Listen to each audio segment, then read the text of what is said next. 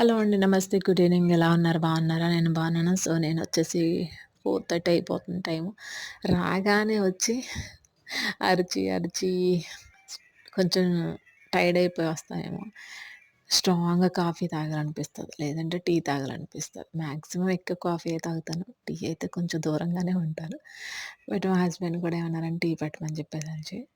So, tea పెట్టేసాను. So, అలా కొంచెం రిలాక్స్ అయ్యి కూర్చొని అలా టీ తాగుతూ ఉన్నాననమాట. సో, ఈలోపు మళ్ళీ 6 అయిందంటే మళ్ళీ కుకింగ్ అది స్టార్ట్ చేసేయాలి. ఈలోపు అతను పాలు తీసుకొచ్చారు. ఈ వీడియో ఎందుకు చేస్తున్నానంటే మాకు పాలు దొరకాలంటేనే ఒక నరకయంలా ఉందనమాట. అసల దొరకట్లేదండి. అసలు గ్యాప్ అనమాట. మొన్నంతా వేయించుకున్న ఒక 6 మంత్స్ ఏమో మళ్ళీ గ్యాప్ వచ్చేసింది. మళ్ళీ చాలా రోజుల తర్వాత బ్రతిమలాడి అప్పుడు మళ్ళీ ఇప్పుడు వేయించుకుంటున్నాము. అదొచ్చేసి హాఫ్ లీటర్ వచ్చేసి రూ. 50 అనమాట అది కూడా. అసలా మా చిన్నప్పుడు పాలనేవి ఎక్కడ ఏ ఊర్లో చూసినా చాలా విరివిగా దొరికాయనమాట. చాలా ఎక్కువ దొరుకుతూ ఉండేయనమాట. అవి కూడా కల్తీ లేని పాలనమాట. ఎందుకంటే ఆ రోజుల్లో కూడా చాలామంది పాడిని బాగా పెంచుతా ఉండేవారు. బట్ ఈ రోజుల్లో చదువుల కోసం సిటీలో పోవడం వల్ల ఏమవుతుందంటే, ఆ పాడి అంతా కూడా అంతరించిపోతుంది. పాలనేవి దొరకడానికి ఇబ్బంది పడిపోయి, పాల ప్యాకెట్ల మీద ఆధారపడిపోతున్నాం.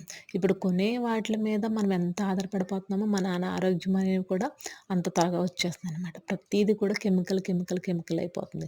సో, గేదె పాలు గానీ, ఆవు పాలు గానీ దొరకాలంటే నిజంగా మనకి చాలా అదృష్టం అన్నంత ఫీల్ అయిపోతే అవుతున్నాననమాట నేను.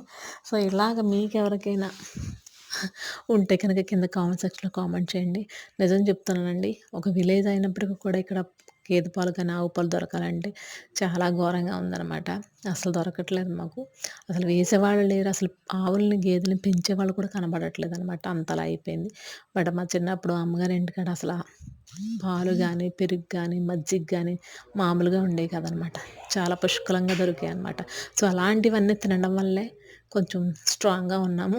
బట్ ఇప్పుడు మన పిల్లలు చూస్తే వాళ్ళకి ప్రతీది కూడా పాలు దొరకపోవడం వల్ల ప్యాకెట్ పాలు, పెరుగులు అవి పెట్టడం వల్ల వాళ్ళకి అసల శక్తి గానీ, సో, న్యూట్రిషన్స్ గానీ ఎక్కడి నుంచి వస్తాయో చెప్పండి?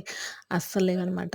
అందుకే ఇమ్యూనిటీ పవర్ అంతా కూడా పిల్లలకి తగ్గిపోతుంది. ఏదన్నా అట్మాస్ఫియర్ చేంజ్ అయినా, ఒక పిల్లలకి ఏదైనా జ్వరం వచ్చినా వెంటనే ఎఫెక్ట్ అవుతుంది. సో, ఈ వీడియో వచ్చేసి ఒక వాటర్ ఫాల్స్ అనమాట.